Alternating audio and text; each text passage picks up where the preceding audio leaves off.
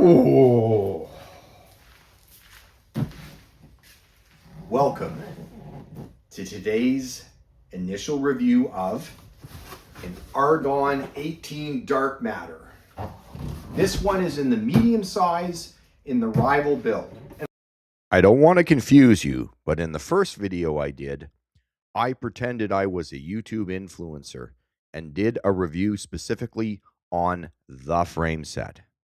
Now what I'm going to do is back up and do, let's call it a YouTube journalist review on the complete package of the bike I have purchased. I only got one take at this, so let's see what we got.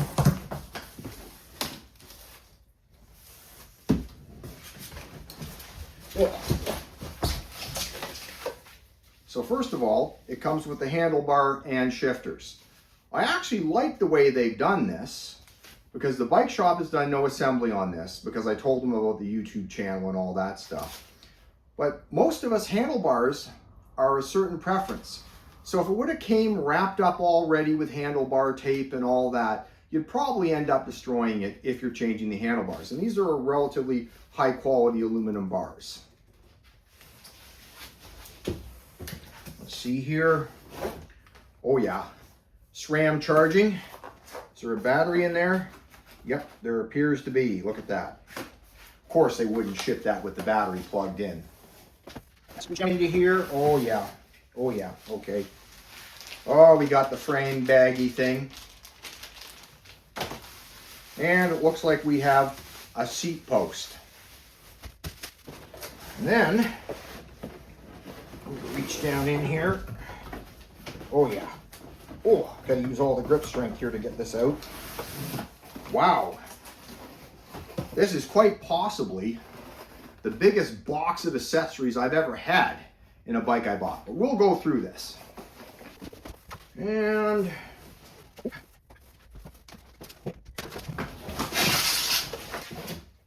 wow, look at this. DT Swiss wheels. What's amazing about this is they, on this level of bike, let's call it a mid-level bike, have the 370 hubs and bladed spokes. Whereas if you go to Specialized, on their, I don't know what they are, $10,000 US models, they put round spokes in here. Check it out. And finally, the actual bike. Look at that.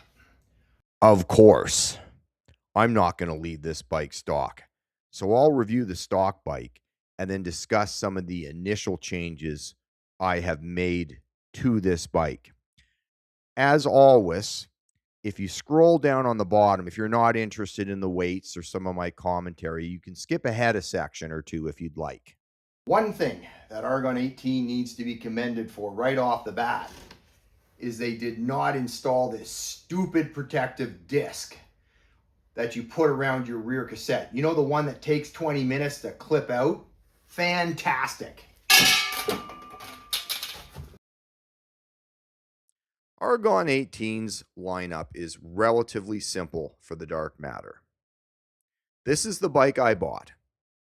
The only thing that changes when you either go up or down spec, let's say, is the Grupo and the wheels.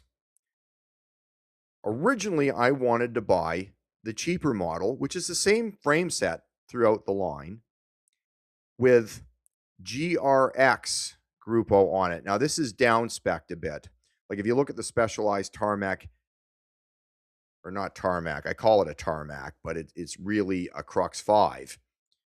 You would get 8, 10 all the way through here. Where on this, it's a mix and match of components, the cheaper 600 levers, etc. But I'm really only interested in the frame. The original plan was I was going to take this GRX model and turn it into a Di2 GRX model. But alas, this is the one I bought due to availability. And then again, if you look at my previous video, it took an extra 3 months to get it. And in the meantime, the brand new, I keep calling it a tarmac because it looks like the tarmac, Crux 5 came out, and I might have bought that instead. The top of the line model, once again, everything's the same except for a force groupo and these Zipp wheels. You look at this video right here, there is exactly no chance that I'd buy this because I just do not like these Zipp wheels. They're heavy, they have tire compatibility issues, and no bead hook. The only thing I really want to call Argon 18 out on their spec is the handlebar width. You can't tell me that someone on an extra small needs a 42 centimeter handlebar. And I'm not sure if you're aware, but people are going to narrower handlebars these days. In the frame review video, I've already went through most of the stuff in the box, so I'll only cover the stuff that I haven't shown you yet. Argon 18, you get another point for not putting this crap on the bike. I'm not sure how you get away with this, but that's absolutely fantastic.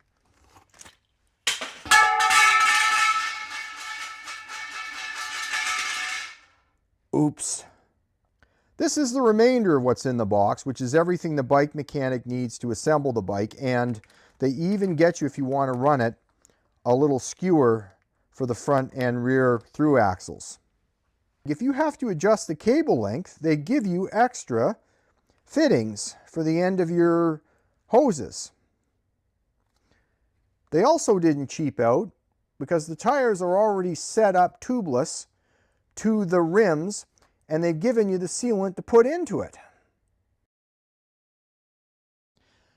I'm going to consider these DT Swiss wheels G180s relatively high quality for the bike build compared to what some manufacturers throw on. They've got 370 hubs, bladed thick spokes, excellent rim tape, but there's a problem with this. These wheels set up with this with the valve stems in and the caps weigh 1,890 grams. And there's a reason for that. Looking at the DT Swiss website, they describe these as off-road adventure wheels. I don't think it's going to be a fast adventure. Doing an interweb search tells you a little bit more, that they're specifically designed for bike packing. And given these wheels' girth, that's not surprising. Stock saddles typically don't weigh 189 grams. But one of the explanations for this is there's not a lot to this saddle. I'm sure it's going to absolutely smash my taint, but I'm going to give this one a go. The bars weigh 312 grams, are 42 at the brake mounts, and 47 at the ends. One critique I'll give you right away is there's not much of a tail on these bars. They wouldn't pass my test if they were carbon. They're routed for internal cabling, and your cable actually has to come out here rather than out a port near the brake lever. That's a bit of a faffing around. Given that, these bars are relatively frugal but relatively high quality aluminum bars, most people will likely change these. And it's nice that they gave you the bar tape separate, because everyone's got their own idea now about how you wrap it, bottom to top, top to bottom, whether you partially wrap it, full wrap it, you get the point. The only thing worse than the SMR2 stem is probably the SMR1 stem for inspiring this stem. With the top cap, this stem weighs about 230 grams. Now I understand that internal cable routing means you have to make things a little beefier, but I think this is out of control. But this whole setup here is going to be eventually replaced with a one-piece bar. Weight weenies!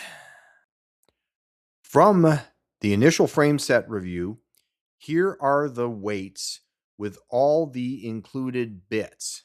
These are the weights of all the SRAM rival components, which I'm really not discussing. I'll hold off until I give you a review of the Explorer Grupo. These are the weights of the components, the wheels, and the tires.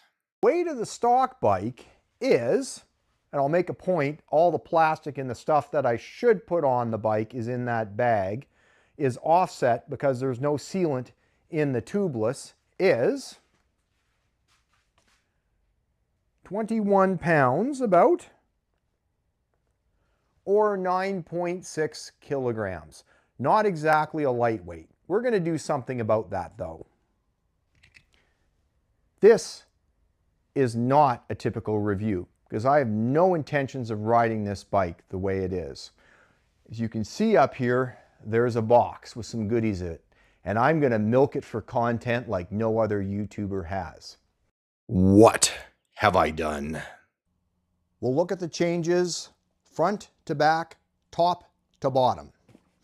First of all, I've swapped out the stock FSA bars for Easton EC70 gravel bars. They're 44 wide with, I believe, a 15-degree flare on them.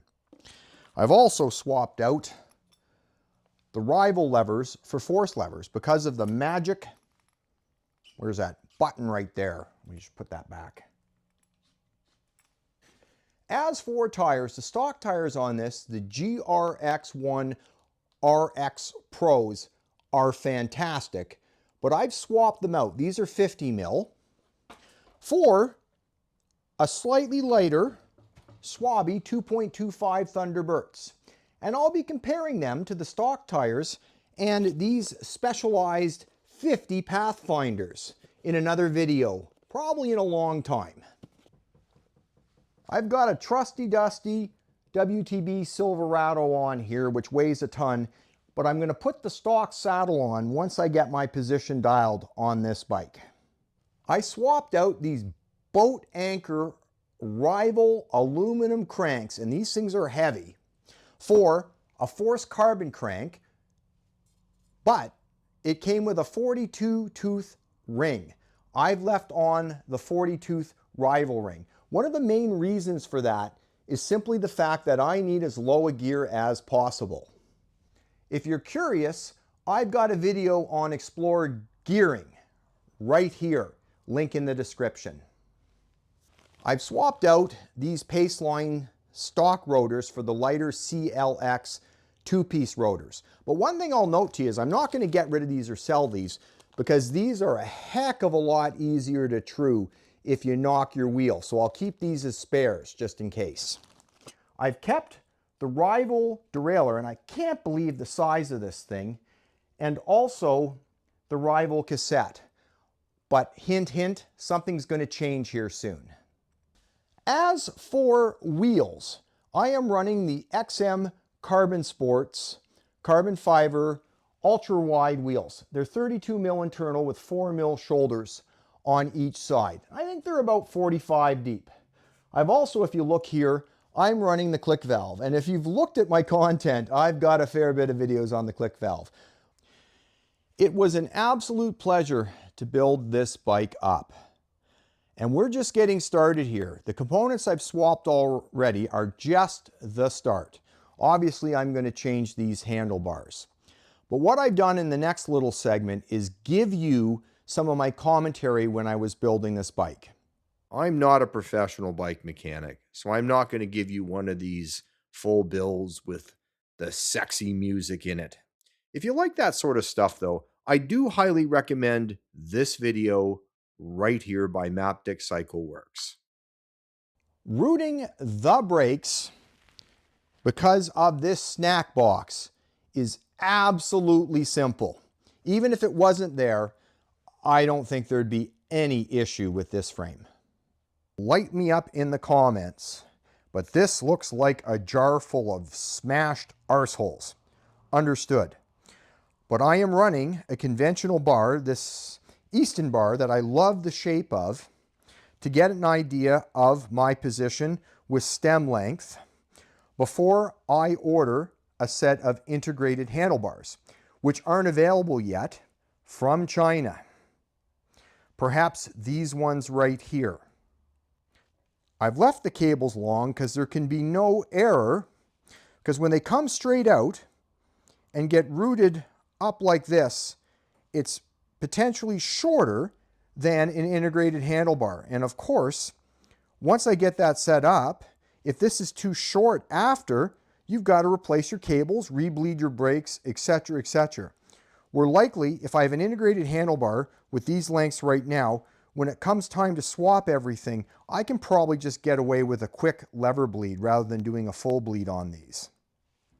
Thank goodness there is no sound here. Also, there's no pull either way, where sometimes if you get one of the cables stretched when they're internal, you will get your handlebars pulling slightly to one side or the other. I would always recommend against using these without another form of verification to set your lever heights.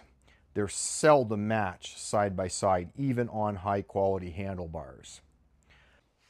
Assuming you can get these levers set at the same angle in this plane, which I've done a pretty good job of here, you use the Abby Tools setter here, and I prefer a Park Old School DAG 2. This is not the latest and greatest, and some may argue it's better. And for this, it's also better than the Abby DAG, in my opinion. Then what you do is you can check on the same position of the levers, and wow, I've actually got this set. If you see there, I'm touching the same point on both the levers, and I've got this within a millimeter. So good enough. Let's do a spin test. Everything's set up with the DUB bottom bracket and the force crank, 2 Spec. It's not exactly great. Industry standard 6mm Allen key check with these pumped up 57 to 58mm Thunderbirds. All around the bike, everything passed. So Argon 18's claims are correct. I want to call SRAM out on some marketing crap. They say that this new Explorer stuff or transmission has no adjustments. I disagree. If you remember back in the old days, we used to use a Phillips screwdriver to do a B-tension screw adjustment. And then in more modern times, we use the small bits on these Allen keys. Well, SRAM has revolutionized the cycling industry now, and essentially, your B-tension adjustment is done using this tiny little tool right here to 35 kilonewtons. Watch this. Now, how is doing this, oops, have I got that right? Not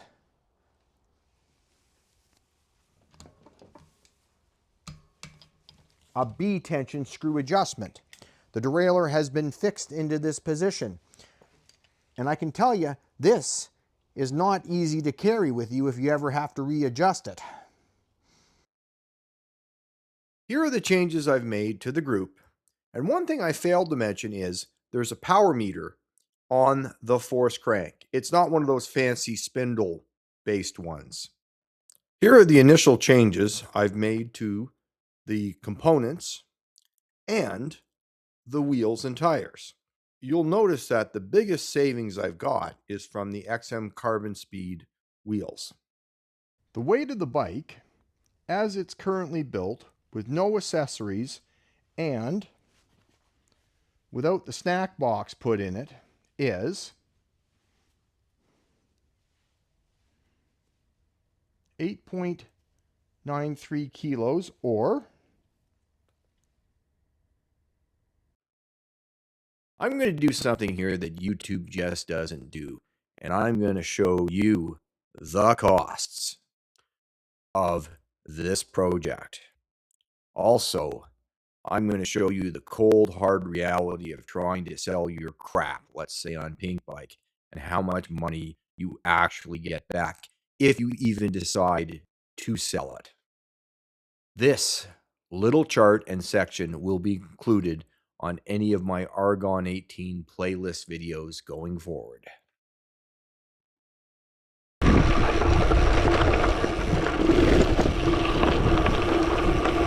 I've taken the bike on my standard test loop that I frequently ride.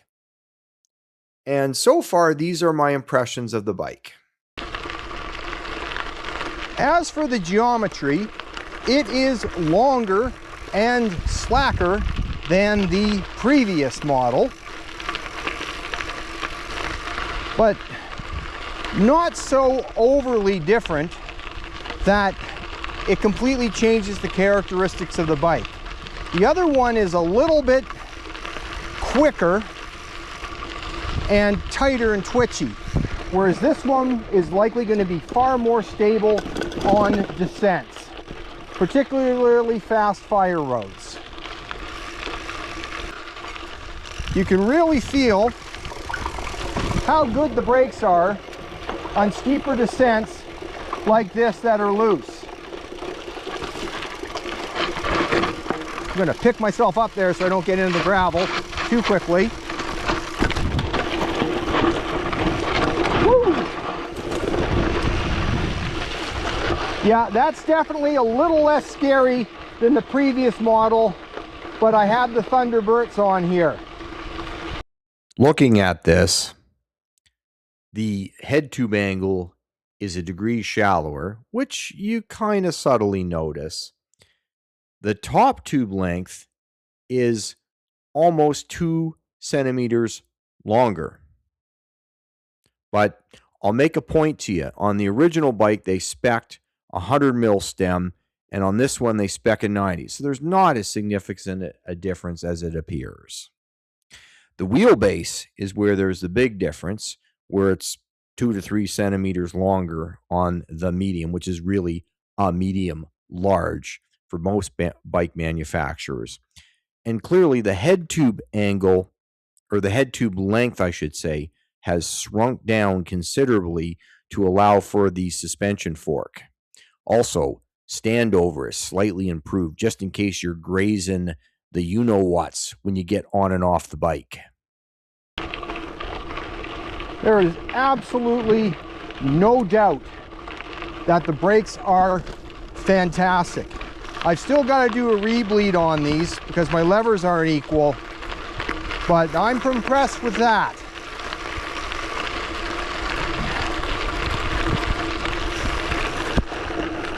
I can't say at this point I'm particularly in love with the Explorer shifters.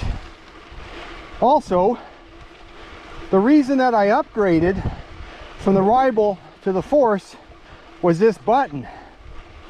I'm not sure that was a good decision, especially for my plus $1,000 Canadian. But that will be discussed more in a detailed Explorer review video. You run out of gear awfully quickly when you're trying just to do an easy, casual recovery ride with this 4046. I would suggest that for me to have a full gear range on this thing, I'd be looking for a 36 tooth just to keep my excess girth comfortable on the climbs. I'm at a cadence of 60, 300 watts on a 13% grade. For bigger guys, this just is not enough gear. But I'm going to solve this. Or at least I think I am in an upcoming video. After using the industry-leading MAE Bikr shop towel test, it's pretty clear, even after a quick wash, that the snack box door is not waterproof. Wrapping up, I think I'm going to be enjoying playing around with this bike. The only issue I've got with it right now is me trying to figure out this Explorer. And of course, there's going to be a detailed video just on that. Otherwise, I'm pretty happy with the new Argon 18. It is a little less sharp than the original one, and that's probably for the best for most cyclists. The longer wheelbase, the slacker head tube, but of course, I'm going to report back to you. So stay tuned for videos on this bike and the key upgrades I'm going to be making going forward. If you've got any questions, you got any comments, you disagree with me, or you want to give me a suggestion for some upgrades, like the handlebars, put them in the comments down below. And with that, ride hard. I know I'm going to go out here pretty soon.